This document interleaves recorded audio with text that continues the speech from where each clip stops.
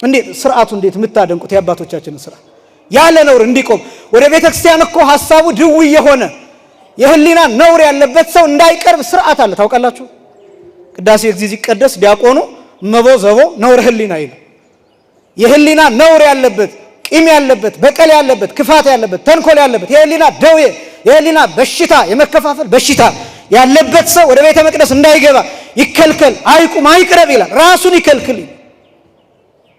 ወይ ደግሞ ይህን መተው አለበት፣ ይህን አውልቆ መተው አለበት። ወደ ቤተ መቅደስ ሲገባ ጫማ ብቻ አይደለም የሚወለቀው። ወደ ቤተ ክርስቲያን ሲመጣ ነጠላ ብቻ አይደለም የሚደረበው። ወደ ቤተ ክርስቲያን ሲመጣ አውልቀን መጣል የሚገባን ክፉ መጥፎ አጉል ልማዶች ሱሶች አሉ። ስንመጣ ለብሰን ደግሞ መምጣት የሚገባን ምህረት፣ ይቅርታ፣ ፍቅር አለ። ቤተ ክርስቲያን የምታስተምራቸው እነዚህ ነው። ነፃ የመሆን ህሊና ነፃ የማድረግ ልቡና ነፃ የማድረግ እና ከዛ ራስን መግዛት የሚመጣው ከዚህ ነው።